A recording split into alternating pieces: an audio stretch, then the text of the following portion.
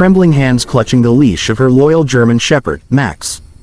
The world around her seemed to blur as the thugs advanced, their menacing figures casting long shadows under the dim streetlights. They were here for one thing, her. Her heart pounded in her chest, the weight of loss pressing down on her. 6 months ago, her life had been full of hope. Her husband, a devoted man, had come home every evening with a smile that could light up the darkest corners of their home.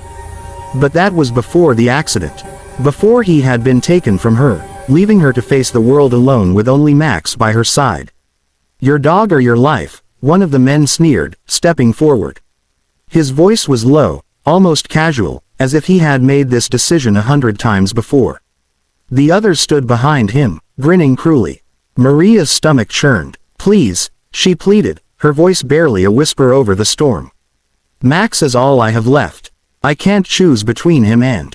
"Make a choice," the thug cut her off, the knife in his hand glinting ominously. "You can leave here alive, but only if you give us the dog."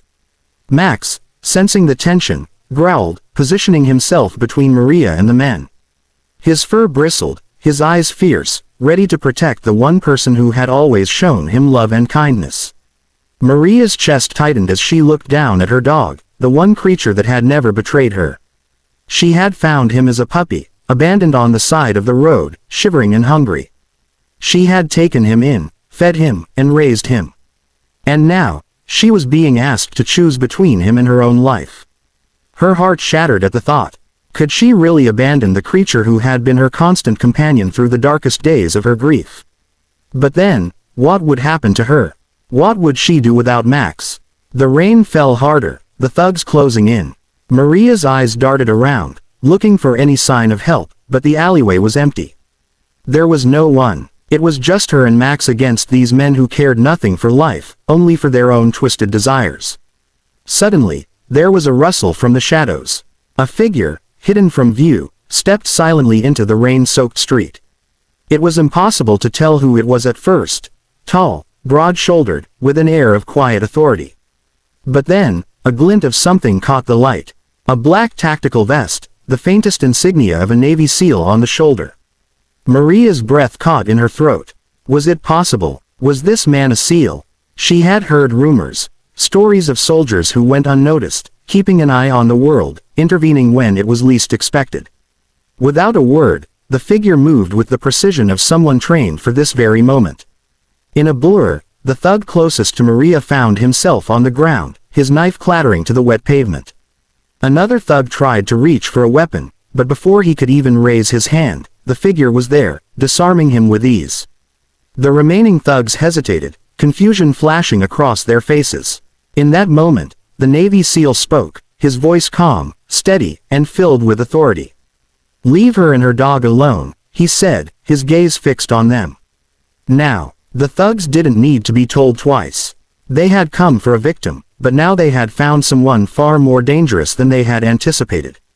One by one, they turned and fled, their plans falling apart in the face of the SEAL's silent intervention. Maria stood frozen, her heart still racing. The rain continued to pour, but the immediate danger had passed. She looked at Max, who, though still on guard, seemed to sense that the threat had been neutralized. He nudged Maria's hand, as if assuring her. It was over. The SEAL approached slowly, his steps deliberate. He knelt down in front of her, his expression unreadable behind the shadow of his hood. "Are you okay?" he asked, his voice soft yet firm. Maria nodded, unable to speak at first. Her chest was tight with emotion, her relief mixed with a profound sense of gratitude. I don't know how to thank you," she managed, her voice trembling. "I was about to lose everything."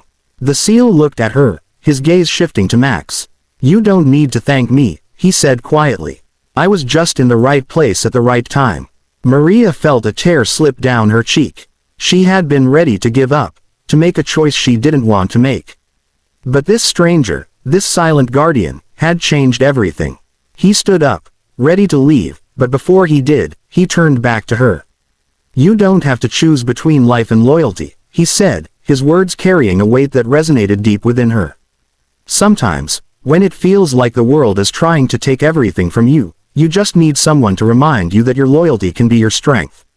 And that strength can save you. With that, he was gone.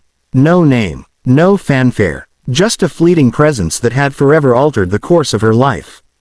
In the days that followed, Maria found herself reflecting on those words. Life had never been kind to her. But in the midst of her suffering, she had found something deeper than survival. She had found loyalty, in both Max and the seal who had appeared like a guardian angel when she needed him the most. The bond between Maria and Max grew even stronger. She realized that sometimes, life wasn't about choosing between one thing or another. It was about embracing the love and loyalty that others, whether human or animal, offered, and allowing that to guide her forward. Max, the dog who had been her rock, became a symbol of her own resilience. Together, they faced each day, knowing that even in the darkest moments, there was always hope, always someone watching over them. Maria never saw the seal again, but she carried his words with her always. She had learned that sometimes, when you face the hardest choices, the strength to choose comes from the love and loyalty you hold in your heart. And that was a strength that nothing, no thug, no storm, no sorrow, could ever take away.